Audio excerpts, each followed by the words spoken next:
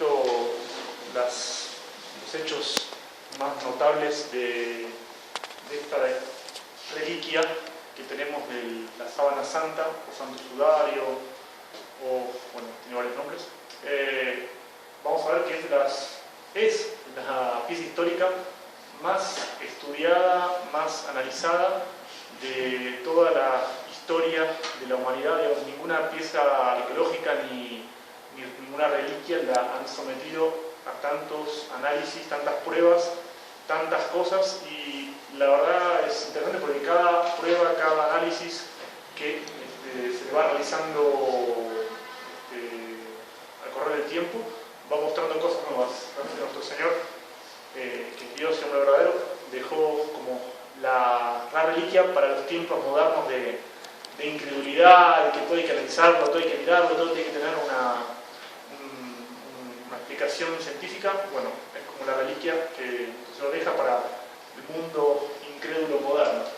Cuando fui a Perú, la única vez que fui a Perú estando aquí, no, de hecho, la única vez que fui a Perú estando aquí, había ido antes, muy lindo la gente, y me regalaron un librito, porque estaban haciendo ahí en Lima, habían hecho un congreso en el cual estaban exponiendo una réplica de la sábana santa. Entonces, de tamaño natural, bueno, pero la conferencia ya la tenía de antes, pero este librito realmente, no sé, no librito, ¿cómo se llama?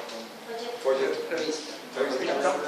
Está muy bien hecha, tiene cosas bien interesantes, y tengo la conferencia, las voy comentando, pero lo que hice fue sacarle fotos a la revista, que es muy gráfica. La vamos a ir ampliando, la vamos a ir viendo, y no toda una parte más. Parece finita, pero son 27 páginas grandes. Entonces uno se puede quedar un buen rato analizándola. No se la voy a regalar a nadie, es mía, pero después al final de la conferencia, si quieren, yo voy a hacer unas copias, así, unas fotos un poco más mejores, y después se la mando el PDF al que quiera. Está muy interesante. Bueno, vamos. Ahora sí, apagamos la luz. Bueno, eso que están viendo ahí es el mandalión. ¿Alguien escuchó hablar del mandalión alguna vez? Bueno, eso vamos a ver ahora parte de la explicación. Bueno, entendiendo la sábana santa, ¿sí? Es verdad que se dice que la sábana santa, vamos a hablar después del recorrido histórico de la sábana santa, es verdad que se dice que apareció recién en Europa en el siglo XIV, pero en realidad se puede, haciendo un pequeño trabajo detectivesco, han encontrado que en realidad apareció bastante antes, en el año entre 1192 y 1195. Ya se tiene una foto, un dibujo muy interesante de algo que tiene casi un patrón muy reconocible, que es que se reconoce en la sábana santa. Si ven acá ven estos agujeritos que tienen en forma de L, ¿sí? Y esto es lo que reproduce la imagen. Es una imagen del siglo XII, ¿no? Entonces, el mismo pintor le copió hasta los objetos a la sábana santa, es casi una huella digital, ¿no? ¿Ven? Es esta parte que se ha ampliado de este ícono que está en el monasterio de Budapest, Hungría. ¿Cómo se dice esto? Shenzhen, bueno, ahí. Bueno, entonces la aparición del lienzo, digamos, que uno puede decir, ya existe un registro así bastante claro. El lino, vamos a hablar primero de la pieza de tela. Pieza de tela confeccionada a mano en un telar movido a pedal, que fue usada como lienzo funerario. La símbolo de Turín lleva la imagen de un hombre crucificado que ha dejado además huellas de sangre, así como otros fluidos del cuerpo. Aunque no se sabe cómo simplemente imagen, todas las marcas del cuerpo coinciden con la de nuestro Señor Jesucristo tras haber sido peso del lienzo 1,123 kg.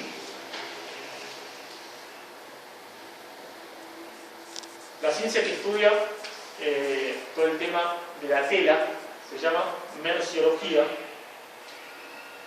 Son varias cosas las que se pueden decir de la tela, pero en sí lo más destacable es que el telar y el modo de trenzado de la tela, que se llama en espiga o en espina de pez, creo que mantengo la... Bueno, acá inclusive ven el dibujo del icono, lo intenta reproducir. Me olvidé de poner la ampliación de la tela. Cuando uno la acerca se ve que es como en triángulo, ¿sí? Es un telar que trabaja en ese tipo de tejido que es espina de pez o tiene otro nombre también. Bueno. Estos telar ya existían claramente en la época de nuestro Señor en la Palestina del siglo I, entonces eso no hay problema.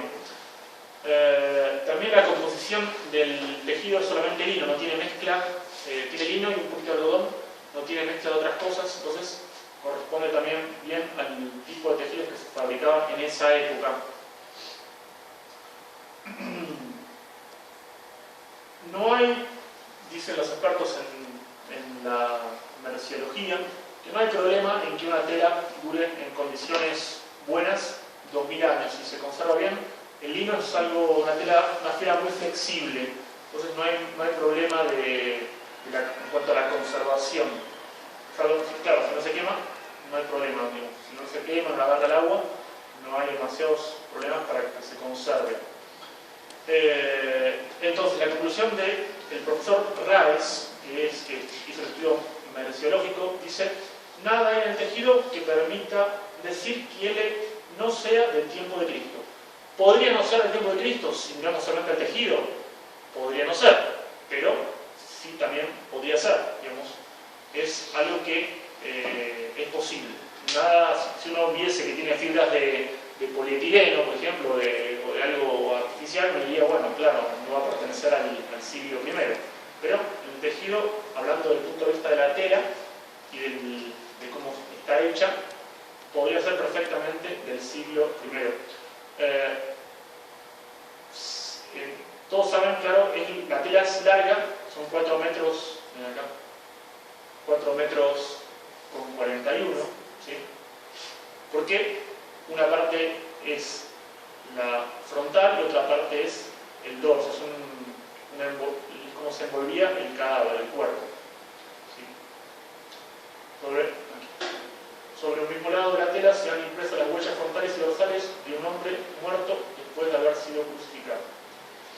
También, vamos a ver cuando vemos estudio médico, no hay duda de que es la imagen de una persona natural, de una persona que sufrió algún tipo de tortura y falleció a causa de esa tortura. Aquí, esta es la zona que vamos a ver, ¿sí?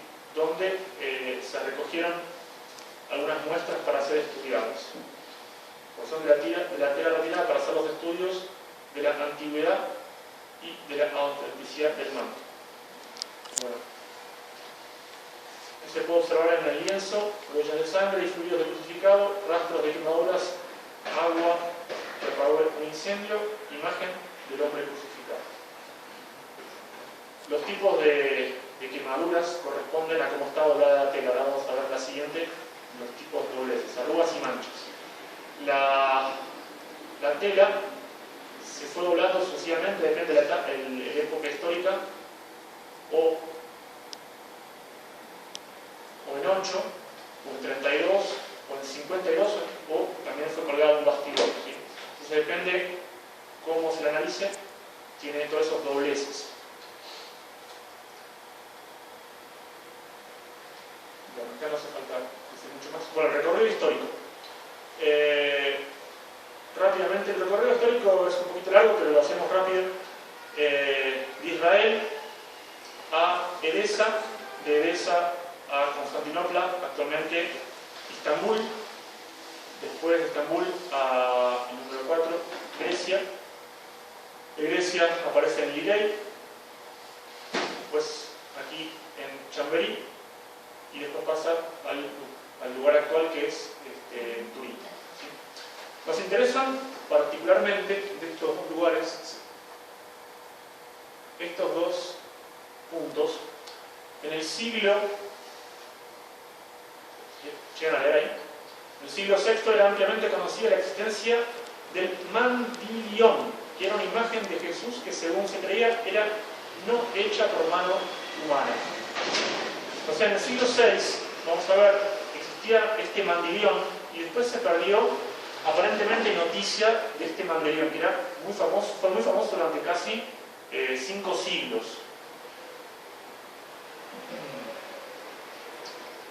El 15 de agosto de 1994 ingresa solemnemente el mandilión de Edesa, ¿sí? Este creo que es este de acá es un documento del ingreso solemne de Edesa a Constantinopla. El discurso de bienvenida, conservado actualmente en la Biblioteca del Vaticano, es considerado el primer manuscrito que atestigua la existencia de la sábana santa de Constantinopla. Bueno, esto es cuando se van a identificar las dos piezas. Los cruzados saquean en 1204 y desaparece el mandilión por un tiempo. Bueno, una cosa interesante, antes de que vamos a hablar del mandilión ahora, pero aquí en Turín, perdón, en Italia, en la capilla, la capillita donde estaba guardada la sábana, hubo un incendio en el año 1997. La noche del 11 de abril de 1997, un incendio afectó a la capilla Guarini Turín, poniendo en peligro la sábana santa. El bombero Mario Trematore rompió el cristal blindado de 40 milímetros de espesor, rescatando el lienzo que no sufrió daño alguno. Son muy interesantes las palabras del bombero Mario Trematore.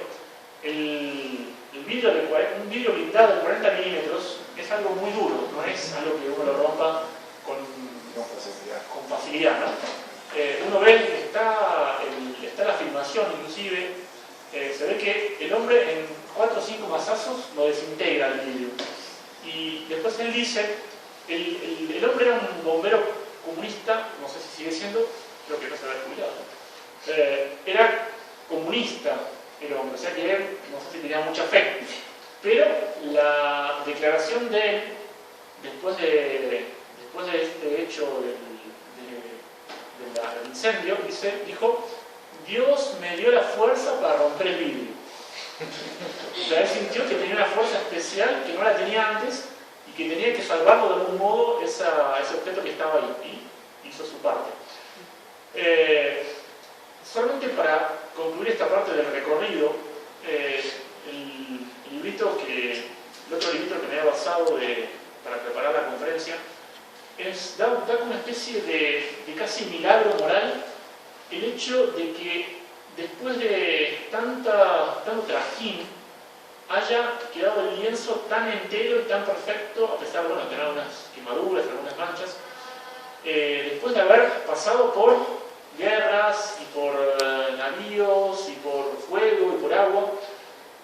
Dice el libro ese que todos los objetos que se han hecho para proteger el lienzo, todos los edificios, todas las iglesias, todo lo que se ha hecho para protegerlo, todo murió, todo pereció, todo fue aniquilado, de hecho cenizas por el tiempo. Las piedras se hicieron polvo, pero el lienzo está ahí enterito.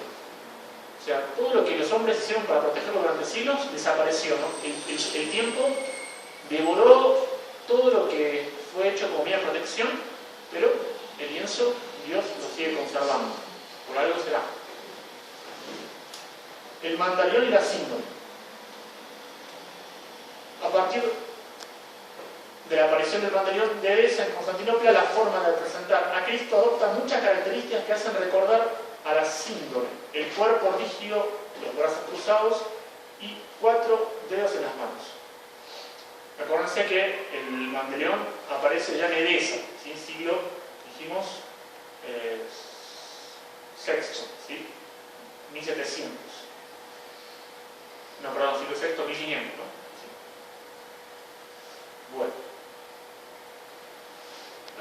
un iconito muy interesante porque Romano I Lecano, besando el mandelión, donde se ve que es una tela larga, ¿sí? El mandelión, ¿ven? Que está doblado acá, ¿se ve ahí? ¿Sí? Que no es simplemente un cuadrito, acá está como el rostro de Cristo, que es el Romano Lecano. ¿Sí? Es un paño largo, no es simplemente un cuadro el mandelión, o no era simplemente un cuadro. Antes de ir acá arriba, vean cómo fue, bueno, la palabra no es, puede ser un poco rara, cómo fue evolucionando el arte después del siglo VI, en que ya se conocía el mandelión. Ven que aquí la representación de Cristo, por ejemplo, no tiene barba, mirando así, no tiene demasiadas detalles. Pero en esta, bueno, ahora les vamos a ver que esta es el Pantocrator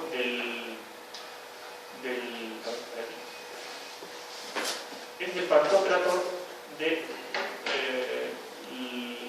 aquí.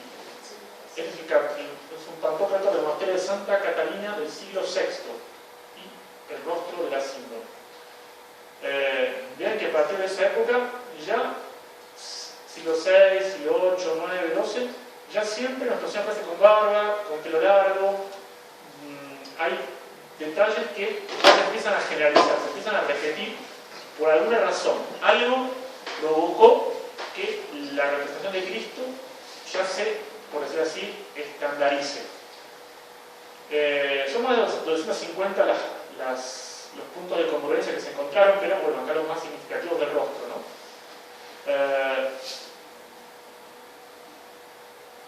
La larga cabellera ondulante que cae por los hombros con mechones filados sobre la frente. Frente poderosa con una depresión horizontal marcada por una línea oscura. Espacio cuadrado delimitado entre ceja y ceja. Una V al inicio de la nariz. Bueno, 12 características que, si uno ve, coinciden en las representaciones que se han hecho después del siglo VI. Un argumento bien interesante porque si fuese una, dos, tres o cuatro cosas, uno diría, bueno, es una casualidad. Pero sistemáticamente se empiezan a representar en el arte a nuestro Señor de ese modo. Los antiguos no conocían, vamos a hablar del problema de la fotografía, no conocían los negativos, no sabían eso, ¿no? Pero cuando uno ve con detenimiento la imagen original, se ve que es un rostro, se ve que es una persona, se ve que no es algo pintado normalmente. Cuando uno estudia algunos de los íconos que los representan, como los antiguos no sabían lo que era un negativo, no sé si ciertamente lo sabía, cuando uno ve las pinturas, a veces los artistas se confundían el negativo con el positivo, y hay, no tengo un ejemplo ahora, pero hay representaciones de la sábana santa en lo cual el artista, sin darse cuenta, por querer copiar la imagen, mezcla positivo con negativo, porque él no sabe muy bien por qué los colores están cambiados. Entonces él va intentando hacer un rostro, pero él está viendo un negativo. Entonces la pintura sale así con esa mezcla de las dos cosas. Pero, como decimos, los puntos de coincidencia anatómica ya se generalizan a partir del siglo VI. Bueno, los experimentos que se han hecho son todos estos. ¿Sí? Nos interesan particularmente estos 5 marcados, son de los que vamos a hablar un poquito. De la primera fotografía, 1898, a pesar de que hoy leí que este hombre, que sería el fotógrafo, que fue el fotógrafo, Secondo Pia, en realidad había sido el segundo en fotografiarlo, habría habido una especie de toma clandestina anterior, pero que no fue oficial, y que, bueno, pero tampoco se difundió mucho, eso lo leí recién. Nos interesan también después los estudios del doctor Pierre Barbet. Pierre Barbet tiene un libro que se llama La pasión vista por un cirujano, muy interesante, si lo pueden conseguir, vale la pena. El estudio de las monedas, del padre Francis Fila, ¿sí? El estudio palinológico de Max Frey Sulzer, y el estudio de la imagen usando un escáner por los técnicos de la NASA. El escáner, vamos a buscar en el DP8. Bueno. Después acá están todos los estudios que se le han hecho, acá en una listita más abajo de los estudios de la reliquia. Bueno, vamos con el primero, que es la fotografía, ¿sí? Le voy a leer las palabras de Secondo Pia cuando vio por primera, imagínense, ver por primera vez el rostro de nuestro Señor en positivo, nunca visto en 2000 años, o en 1900 años. Secondo Pia. Encerrado en mi cuarto oscuro, concentrado totalmente en mi trabajo, experimenté una intensa emoción cuando, durante el revelado, vi aparecer por primera vez el rostro santo, con tal claridad que quedé perplejo. Sí, eso fue la palabra de Secondo Pia. ¿Cuál fue la conclusión inmediata que sacó Secondo Pia? Que la reliquia es un negativo fotográfico, ¿sí? Vamos a ver más adelante el impresionante nivel de detalle de la imagen, a pesar de ser un tejido de lino, no de los más finos, tiene una cantidad de detalles increíbles. Empezando por que fue posible distinguir dos monedas en los párpados de nuestro Señor. El detalle de la imagen llega hasta mostrar la efigie de dos monedas que fueron acuñadas durante el mandato de Poncio Pilatos entre 29 después de Cristo y 32 después de Cristo. En 1996 los profesores Wagner y Balone, en posteriores estudios, pudieron identificar otra moneda sobre el párpado izquierdo. Esas monedas, en particular el Directum Litus, está en el Museo de Numismática de Nueva York, ¿sí? Así que si quieren verla, la pueden ver una copia original de la moneda. Entonces, es muy interesante. Hay dos objetos con una datación muy precisa. Cuando una persona se muere, le ponen monedas para que cierren los ojos, para que no tengan los ojos abiertos. Eso no se hace siempre, pero se hacía. De ponerle monedas sobre los ojos para que no los abran, para que el muerto no abra los ojos. A veces hay muertos que uno le cierra los ojos y se les abre, ¿no? O sea, el músculo se contrae, no sé cómo, y se les abre. Entonces le ponen monedas para que el ojo se mantenga cerrado. Bueno.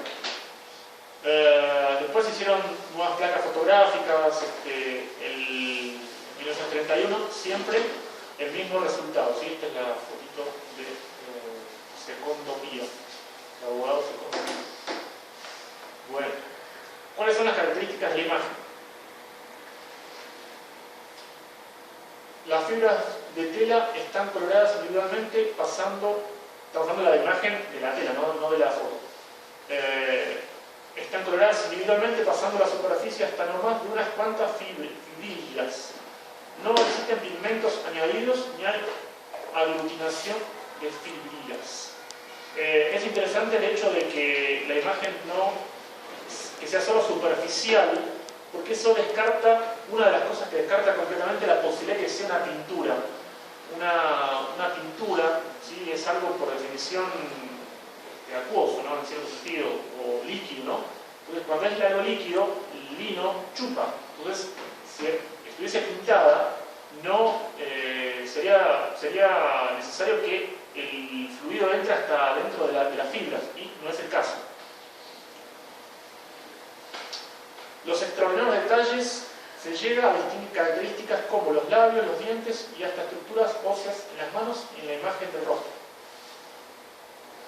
Químicamente, la coloración se debe a un cambio molecular de la celulosa de la tela relacionado con la deshidratación. El colorido parduzco amarillo que se forma con la imagen no se altera con reactivos químicos corrientes. Bueno, el librito nos da 13 teorías de cómo se formó la imagen. No nos interesan las otras, pero es muy interesante la del grupo STURP. STURP significa ¿cómo es en inglés eso? Se dice Shroud of Turing Research Project. ¿Sí? Eso es lo que significa STURP. Dice todo esto. Leemos acá. La imagen tridimensional que se ve sobre el lienzo fue impresa en la superficie de la misma a causa de un proceso de proyección fotoscópica por radiación emanada de todas las partes de un cuerpo en un flash de 2 milésimas de segundo, una energía potente pero instantánea. Ray Rogers la llama fotólisis relámpago de 1 milésima de segundo. ¿Sí? Es propiamente lo que pasa cuando uno saca una foto, ¿no? Una impresión de 1 milésima de segundo en algo, en una placa. Bueno, la imagen, además de ser muy tallada, permite una reconstrucción tridimensional. Esto es lo que se les ocurrió a los señores John T. Jackson y Eric J. Jumper. Entonces, usando el escáner BP8 que se usa para el tipo de terreno, se saca una foto y el escáner muestra los relieves del terreno. Bueno, lo mismo hicieron con el sudario y lograron, cubriendo la imagen, una imagen casi natural del rostro. Y este es un modelo que se hizo de todo el cuerpo, ¿no? Que está aquí. Este grandote es una representación ya artística. Bueno. Acá es la lista de todos los estudios a los cuales se ha sometido la sábana santa, digamos, por si alguien quiere después profundizar en otras partes, tienen todos estos para ver cómo se analizó la sábana desde el punto de vista de esa ciencia. La parte médica. La sangre en la tela.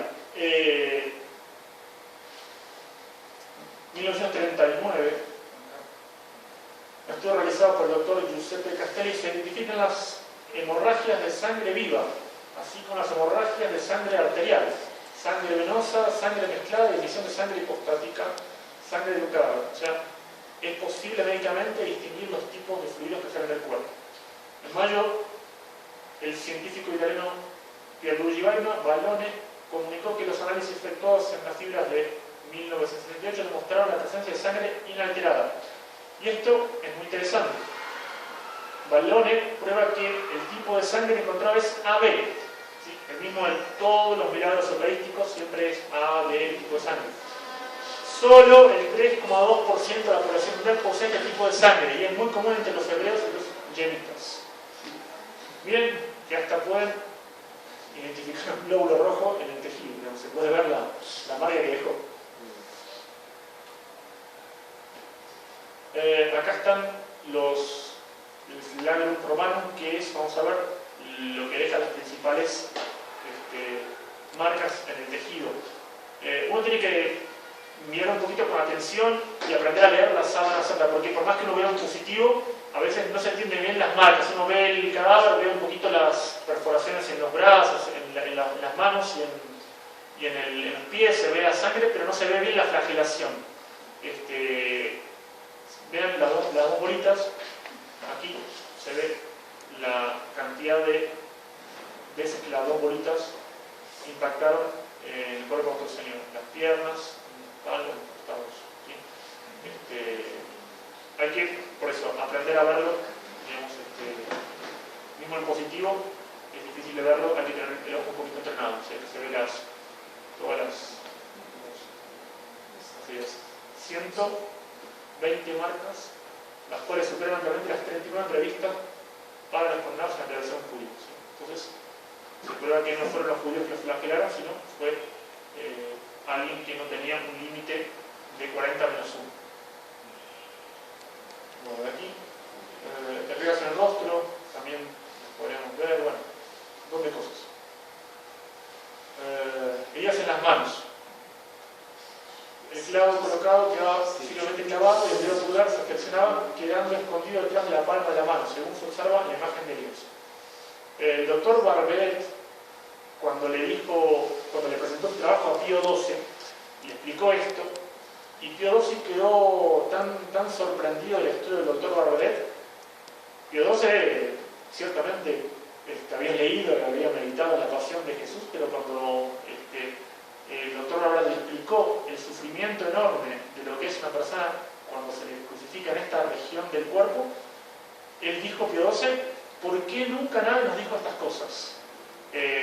Cuando el cálago entra en esta parte de los romanos sabían crucificar, digamos, no se crucifica en la palma de la mano porque el peso del cuerpo lo arrancaría, digamos, se caería.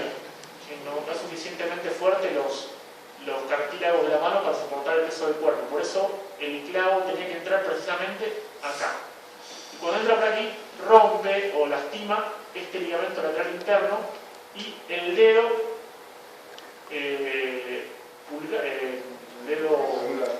¿cómo se llama? Dedo pulgar se flexiona automáticamente, ¿sí? Porque se lesionó y el dolor de esto es, dice el doctor Barbaret, es enorme.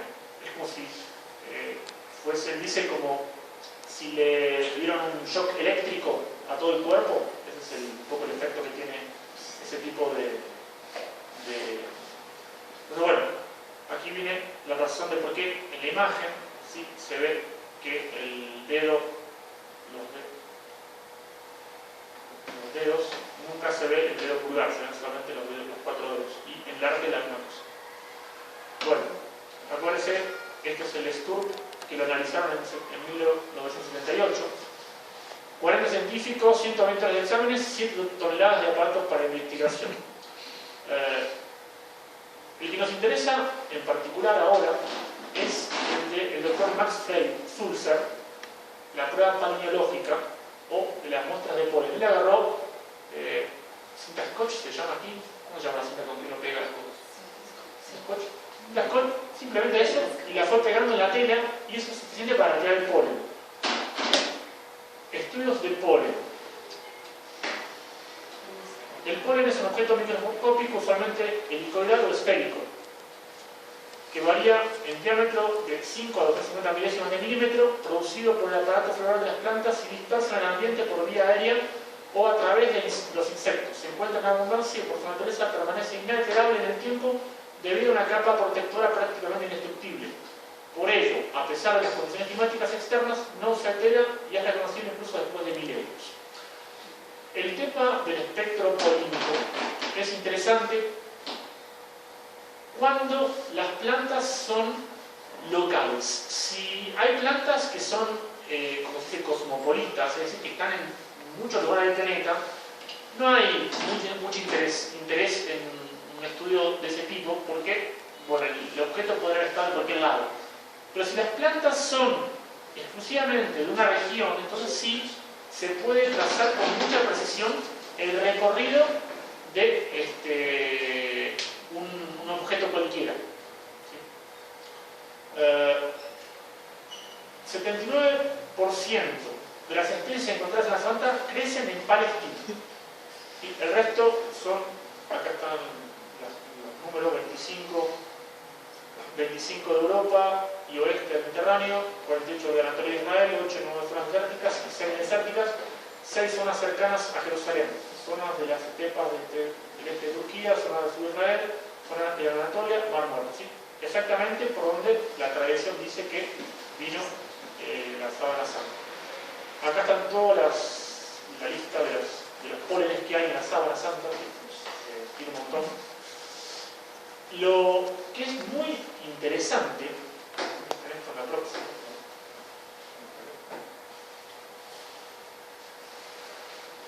que dice, hay una cosa muy interesante que dice este doctor Frey-Sulzer. Un dato sumamente interesante informado por el doctor Max Frey fue la existencia de granos de polen que ya no existen hoy en Judea, sino que existieran solo en el tiempo de Jesús.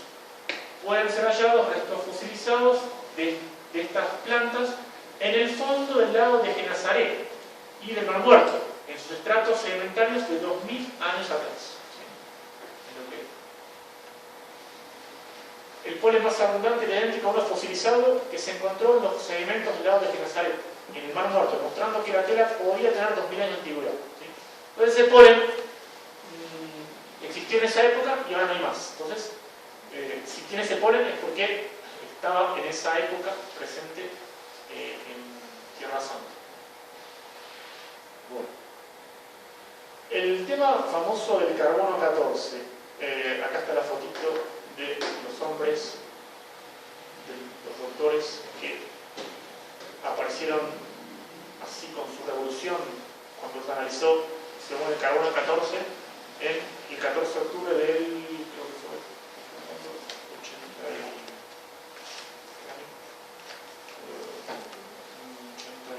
88.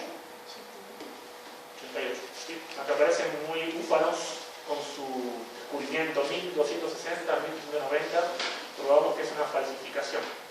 ¿Qué es el carbono 14? Primero, acá viene la explicación gráfica. ¿Sí? Carbono 14, que lo explica, el choque de la radiación cósmica con la atmósfera produce neutrones de alta energía. Los neutrones con los núcleos del nitrógeno forman cantidades de carbono radioactivo, carbono 14 e hidrógeno. ¿Sí? Carbono 14 y el oxígeno se mezclan en dióxido de carbono radioactivo. Aunque ustedes, si no lo sabían, estamos respirando a veces dióxido de carbono radioactivo. Todas las plantas de la Tierra asimilan anhídrido carbónico normal juntamente al que se encuentra el carbono 14 radioactivo. Los organismos vivos asimilan el dióxido de carbono radioactivo y en cantidades muy pequeñas, junto con el dióxido de carbono normal.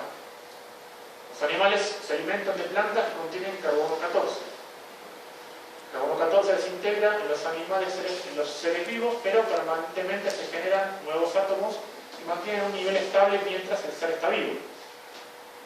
Los humanos se alimentan de animales y plantas que contienen carbono 14.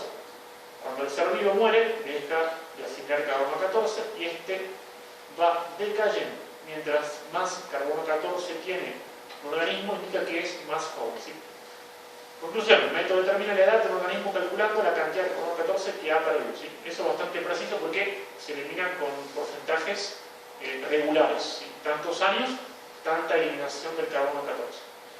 Bueno, ¿cuál fue el problema con el carbono 14? ¿Cómo debió ser y cómo fue? Primero, es posible conocer el porcentaje de carbono 14 al momento de la muerte de cualquier ser viviente. Examinando sus órganos o tejidos, asumen la misma cantidad porcentual de carbono 14. El incendio del 1534, ¿sí? Donde se hicieron las marcas principales de quemaduras, pudo cambiar significativamente la cantidad de isótopos que enriquecerían al carbono radioactivo, que haría rejuvenecer el tejido. Además, la radiación que formó la imagen debió haber alterado los átomos de carbono y el nitrógeno. Hay estudios ya, acá lo dice, que prueban, ¿sí? Numerosos estudios y experimentos durante los últimos 20 años parecen probar que la contaminación de la muestra pudo alterar la prueba de carbono 14. Y otros sugieren que esta prueba no es aplicada al lienzo mientras no se determine cómo se formó la imagen que contiene. Claro, porque si el proceso de formación de la imagen va a producir una alteración en el carbono 14, evidentemente la datación va a salir mal. Segunda, la muestra examinada no debe estar contaminada, lo cual implica que no hay otros seres vivos en la muestra. La parte de la que se extrajo la muestra estaba contaminada con polvo, polen y residuos del contacto humano. Acuérdense que ven acá que la muestra, ven acá, que se sacó de este cachito, es el extremo de la tela. ¿Sí? Cuando uno toca una tela, la toca siempre por los extremos. Lo que más ensucia, lo que más se contamina de un tejido son las partes que están en contacto ¿sí? con los dedos, con las superficies, y las otras partes generalmente no se ensucian tanto. ¿Sí? Uno que lleva sotana se da cuenta que la parte que más se ensucia es la parte de abajo, porque va tocando el suelo, va tocando todo. ¿No? Cuando es negra no se nota mucho, pero cuando es blanca, el alma del padre se ensucia en la parte de abajo. Entonces es una parte bastante contaminada de un tejido, la parte del extremo. Habría que haber sacado muertas del otro lado. La muestra elegida por el análisis debe ser representativa de lo que se quiere analizar. Para ello se suele tomar varias muestras de distintas partes del objeto analizado. La muestra correspondía a un extremo altamente contaminado. No se tomaron muestras de otros sectores, ¿sí? Entonces, muy deficiente las muestras tomadas. Se nota un cierto... Si fuese el manto de Tutankamón, nadie diría nada, ¿no? Si fuese... hemos descubierto el manto que fue envuelto la momia de fulanito de tal, no habría ningún problema y todos lo aceptan como, qué maravilla de descubrimiento, no hay ningún problema.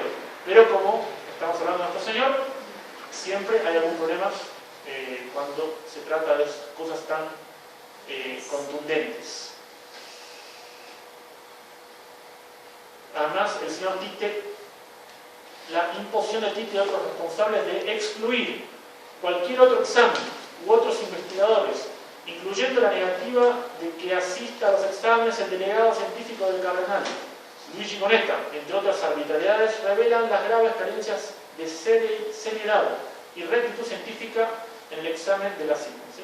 Entonces, muy raro, muy extraño, muy mal hecho el carbono 14 de la sábana santa. ¿Sí? Bien. Iba a decir otra cosa. Bueno.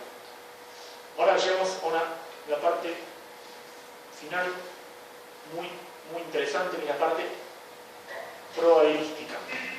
¿Por qué es imposible dar una falsificación? Vean esto.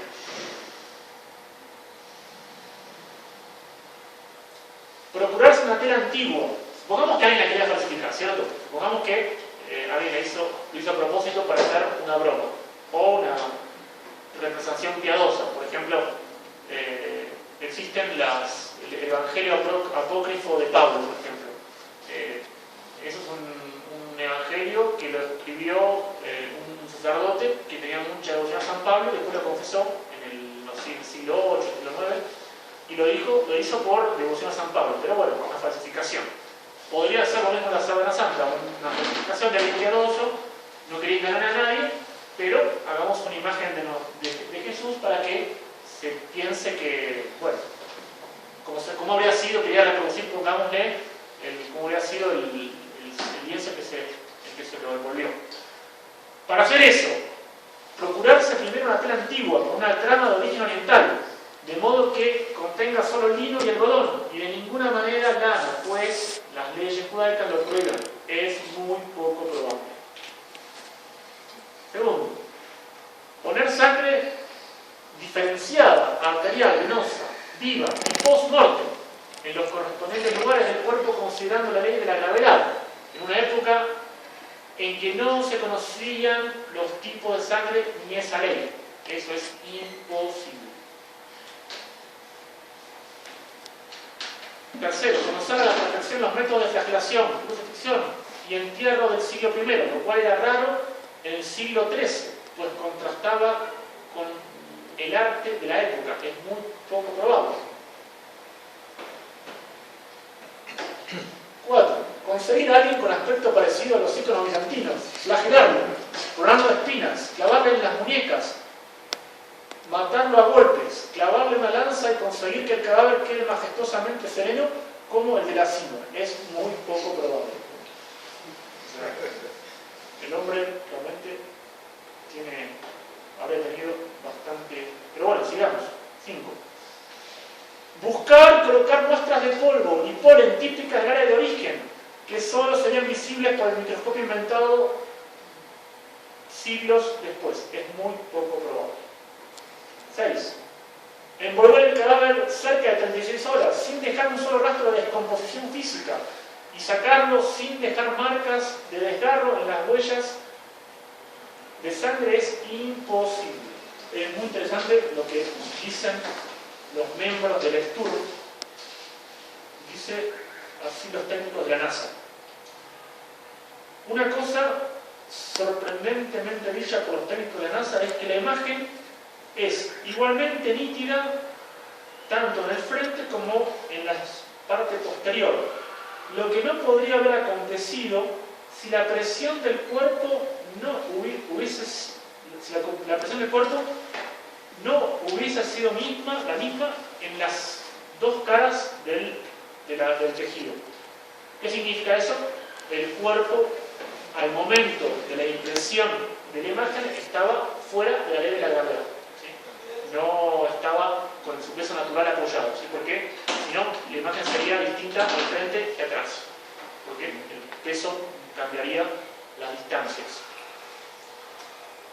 7. Saber la existencia del negativo fotográfico, inventado en el siglo XIX, o del escáner inventado en el siglo XX. Imposible.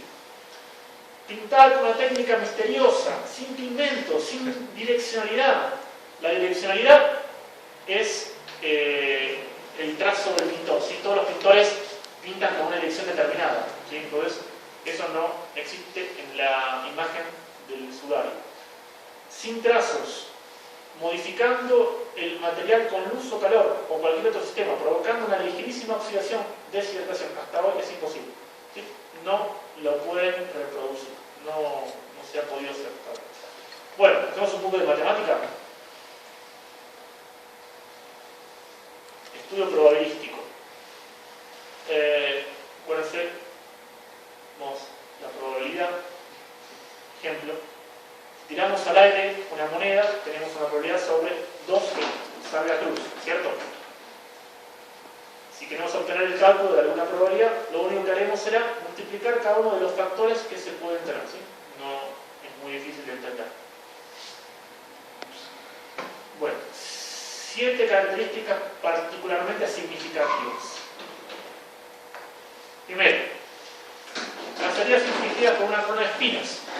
No existe ninguna otra referencia en la antigüedad, ni en los romanos, ni en otra cultura que se corone con espinas. La probabilidad de esto es bajísima, por tanto se atribuye 1 en 5.000. Es decir, pongamos un número arbitrario, pero 1 de 5.000 máximo se lo corona de espinas. Si uno quiere matar a alguien o lo quiere ajusticiar, no le van a poner una corona de espinas, no tiene sentido eso, no se hace en ningún lado del mundo. El único caso fue el de Jesús, que está en los evangelios, que fue el corona de espinas. Segundo, el transporte del patíbulo. De este modo, de crucifixión no era frecuente, sino muchas veces se crucificaba en los árboles o sobre cruces ocasionales. Se puede asignar la probabilidad de 1,5. Uno de cada dos tenía que cargar su patíbulo. También Jesús transportó camino al Calvario de la cruz. Tercero, la crucifixión con clavos. Parece que esta modalidad se reservaba a los crucifixiones oficiales. También era frecuente amarrar con sogas a los crucificados. Por tanto, podemos atribuir una probabilidad de 1,5 también. También Jesús fue fijado a la cruz con clavos en las manos. 4. Herida en el costado producida por una lanza. Considerando además que no hay otra fractura de piernas, lo que es inusual, se puede calcular una probabilidad de 1 a 10. Solo a 1 de cada 10 le rompían las piernas. A 1 de cada 10 no le rompían las piernas, ¿sí? Los soldados romanos rompen las piernas al que está crucificado a la izquierda y a la derecha, pero cuando llegan a Jesús lo ven ya muerto, entonces le traspasan el costado con una lanza, es el evangelio. Vean que en el caso de nuestro Señor es 2 a 2 de 3 le rompieron las piernas. Aquí estamos poniendo solo a 1 de 10, podríamos decir. Estamos bajando la posibilidad. Sepultura provisional y apresurada. Esto es contrario a las costumbres, pues se lavaba ungía y envolvía el cadáver. Sobre el lienzo se colocó aloe y mirra. Esto debió ser por factores externos para cumplir los preceptos judíos. A la rareza de este evento se atribuye una probabilidad de 1 sobre 20. También Jesús fue envuelto con un lienzo y puesto en el sepulcro apresuradamente antes de que anochezca. Las mujeres que fueron al sepulcro terminarían la sepultura definitiva. 6. El cadáver fue envuelto en una sábana. Usualmente los crucificados, considerados delincuentes, no recibían sepulturas honoríficas, sino eran abandonados o echados a fosas comunes. Mucho menos se les envolvía en una sábana. Hecho raro en la antigüedad. Podemos atribuir esta posibilidad 1 sobre 100. También Jesús fue envuelto en el lienzo y depositado en un sepulcro nuevo cavado en la roca. 7. La breve permanencia que quedaba en la sepultura. El hombre de la sábana santa no ha permanecido más de 36 horas, pues de lo contrario hubiese mostrado señales de putrefacción. Es un hecho sorprendente, pues no parece sensato colocar el cadáver en un sepulcro para luego retirarlo en tan poco tiempo. Esta probabilidad sería de 1 sobre 500. Las mujeres que fueron a verlo, aproximadamente 36 horas después, no encontraron el cuerpo de Jesús. Bueno, matemáticas. ¿Cuál es entonces la probabilidad de que estos 7 factores confluyan al mismo tiempo en el mismo hombre, sometido a la crucifixión? Acuérdense, 1 sobre 5000, el hecho de la coronación de espinas, y el resto de los factores, da 1 sobre 200.000 millones. Esto quiere decir que entre 200.000 millones, uno solo puede haber poseído las 7 características descritas. Sigamos calculando. La crucifixión fue introducida en la historia cerca del siglo VII a.C. y fue abolida oficialmente en 320 por Constantino. Algunos autores sostienen que los persas siguieron aplicándola hasta el siglo VII. Bien. Ahora, los expertos en estadística calculan en cerca de 200.000 millones los habitantes del área mediterránea en los 1000 años que duró el suplicio de la cruz. Si fuese uno de cada 100 por exceso, se puede calcular de 1 de cada 10 habitantes fue sometido a la cruz. Serían total 200 millones crucificados. ¿Sí? Acá es una exageración evidente, ¿no? No hay, una de cada 10 personas no muere crucificada, no moría crucificada, moriría uno cada, como si cada 100, uno cada 1000. Hay criminales, pero no hay un criminal cada 10 personas, ¿no? O por lo menos criminales graves, ¿no? Pero bueno, a modo para mostrar lo que queremos decir. La fórmula sería entonces 1 sobre 200.000 millones por 200 millones, o sea, 1 sobre 1000. El valor obtenido es notablemente inferior a 1, lo que quiere decir que el hombre de la síndrome no puede ser sino ser único, es decir, no puede existir algún otro. Porque si también en el caso de Jesús se han verificado las 7 características descritas, podemos concluir que existe una probabilidad entre 1000 que no sea Jesús de Nazaret. ¿Sí? Entonces, con un poco de probabilidad bien aplicada. Bueno.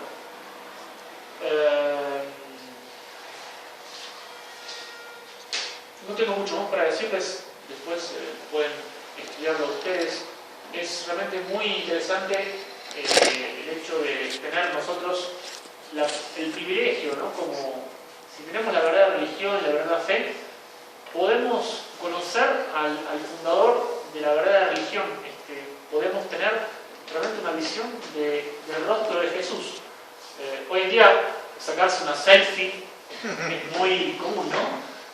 Hay gente que ha muerto sacándose selfies. Nuestro Señor se autorretrató y nos dejó su imagen, nos dejó su rostro. Realmente cuando uno ve el rostro de la sábana santa, uno lo ve y dice, no puede ser otro el rostro de nuestro Señor, digamos. Otro rostro no tendría la majestad, no tendría la presencia. Uno ve el cuerpo de nuestro Señor, el rostro, ve las características físicas y dice, es la majestad de Dios encarnado. No sé si lo percibieron, cuando uno ve el rostro ese, decimos, es nuestro Señor, no puede tener otro, no puede ser otra persona, no puede ser otro rostro. Cuando uno, si Dios quiere, llegar al cielo, vamos a ver, sí, usted es el que estaba en la Santa, es el mismo, porque realmente es el rostro de majestad de nuestro Señor. Entonces, realmente es una cosa muy, muy consoladora el hecho de poder tener así a nuestro Dios tan cerca y que es tan humano, ¿no? Es tan divino por todas las señales que hay en la sábana santa, y tan humano, mostrando un rostro tan paciente, tan dulce, a pesar de esa terrible prueba de la crucifixión y de la pasión. Bueno, no sé si quieren hacer una pregunta o finalizamos.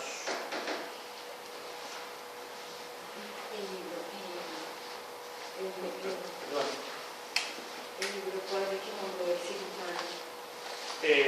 la Pasión vista por un cirujano, del doctor Barberet.